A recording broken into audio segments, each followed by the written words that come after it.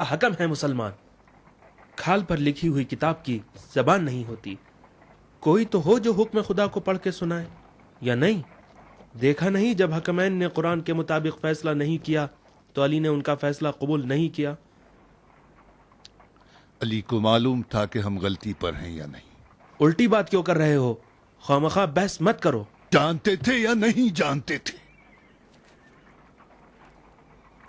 یا میں تمہاری زبان نہیں سمجھ پا رہا ہوں، یا پھر تم ضد پر اتر آئے ہو. کہاں کی بات کر رہے ہو؟ تسبیحات اربع میں کون سے خدا کا ذکر کرتے ہو؟ قنوت میں کون سے اسم اعظم کے ذریعے دعا مانگتے ہو؟ صفین کا معرکہ عرب کی جہالت کا رسوا نامہ بن گیا. یہ لمبے دشداشے پہنے عبادت گزارو. عرب تو ذلیل ہو ہی چکے ہیں، اب اس سے بدتر کیا چاہتے ہو؟ آخر تم چاہتے کیا ہو؟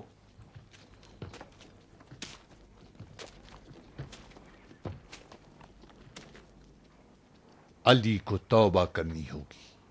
اگر نہیں کی تو نہروانیوں کی تلواروں سے ان پر حد جاری کریں گے. تم اس قوم کے امیر ہو. نہروان میں خدا کی حکومت ہے.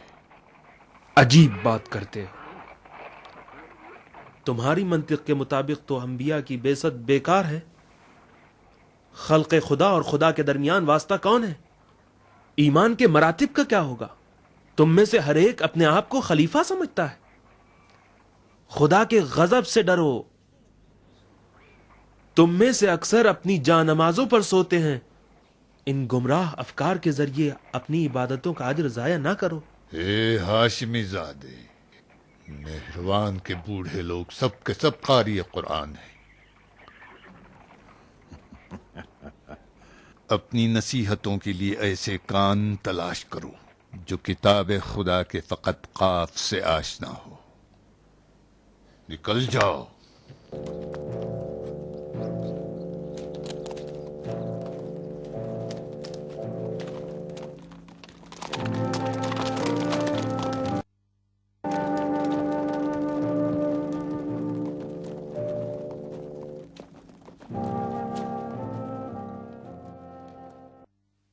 چلا گیا.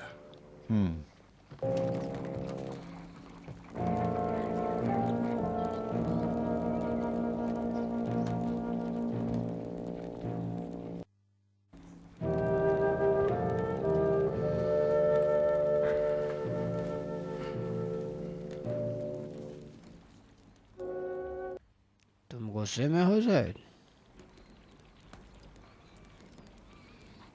آخر ہمیں کیا چاہیے؟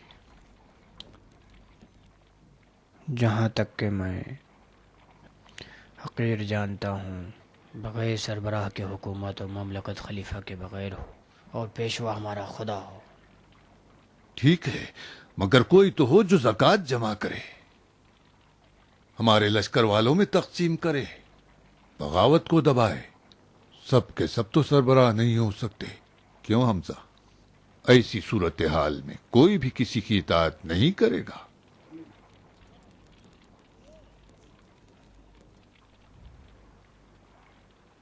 آپ لوگ نہروان کے بزرگوں میں سے ہو، اپنے درمیان کسی کو سربراہ مان لو. تم حمزہ قبول کرو گے؟ نہیں زید، میں فوج کے تدارکی کام کا ذمہ دار ہوں. میں نہیں جانتا. میں وجوہات شہری کا نصاب نہیں جانتا. تم کیا ابن وہاب سیاست بھی جانتے ہو، تلوار سے بھی تمہیں اچھا واسطہ ہے، دین کے بھی معلومات رکھتے ہو. ید بیضا کی ضرورت ہے زید. ایک کام اولیاء خدا کا ہے. جو گزشتہ خلفاء تھے وہ اولیاء خدا تھے یا بندگان خدا. اصل بات تو حدود خدا کی حاکمیت ہے. تم صرف ان حدود کے نفاذ کے ضامن ہو.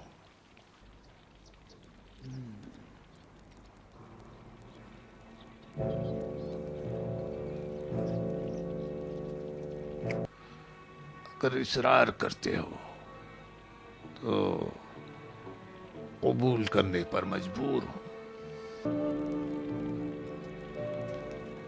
لیکن خدا کی قسم کھا کر کہتا ہوں کہ اس سربراہی کو نہ تو ہوا و ہوس کی وجہ سے قبول کر رہا ہوں اور نہ ہی موت کے خوف سے ترک کروں گا۔ مبارک ہو، ہاتھ دراز کرو کہ ہم بیعت کریں۔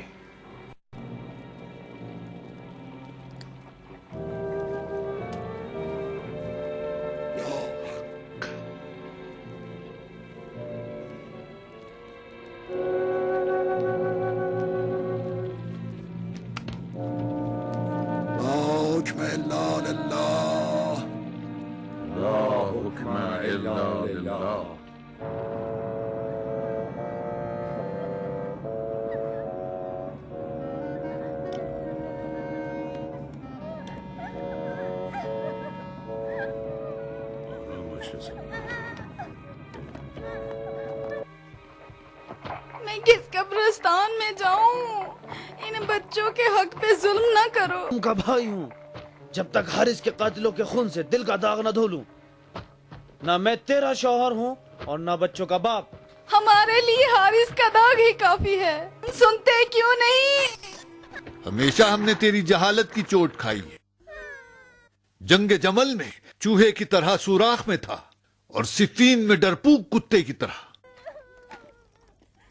کب تک؟ آخر کہاں تک؟ مہروانی اگر ذرہ برابر بھی منصف ہوتے تو اقرار کر لیتے، جب مالک اشتر کی تلوار معاویہ کے خیمے پر تھی تو ہماری تلواریں علی کی گردن پر تھیں۔ کب تک؟ کہاں تک یہ حالت رہے گی؟ تو ایک سمجھدار جوان تھا، دیکھا اشعری کو پھو، کتنے زور اور دھوس کے ساتھ بھیجا، دیکھا نہیں تھا؟ زین و ڈھال باندھ کر کس سے لڑنے جا رہا ہے؟ کو صفین سے پہلے حکمیت کی فکر کیوں نہیں تھی؟ صفین کی سوغات ہزاروں حارث کا خون تھا جو یوں ہی زمین پر بہا۔ یہ سارے خون سوائے علی کے کس کی گردن پر؟ بس کر حرس! حرس کے ساتھ حارث کا بھی تو نام آتا تھا۔ تم ہمیشہ ہم دونوں کو ایک ساتھ پکارا کرتے تھے۔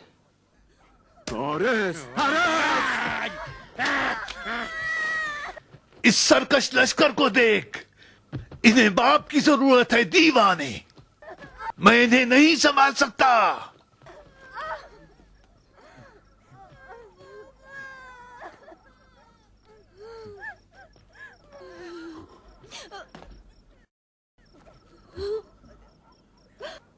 میں شرمندہ ہوں، مجھے واجب تر کام ہے۔ صفین سے کوفے آتے ہوئے دن رات میں علی کے قتل کی فکر میں تھا۔ بابا، اگر میرا راستہ نہیں چھوڑو گے تو میں حرمت پدری توڑنے پر مجبور ہو جاؤں۔ حرس، نافہم، دیوانے!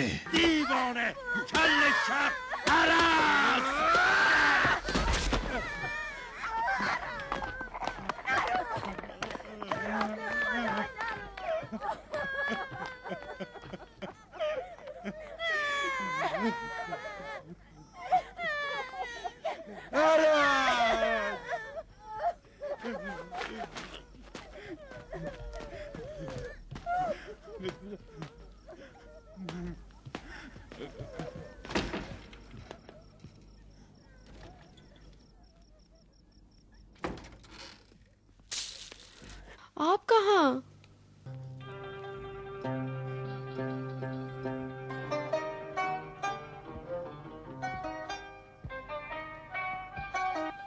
آخر تم نے زبان کھول دی،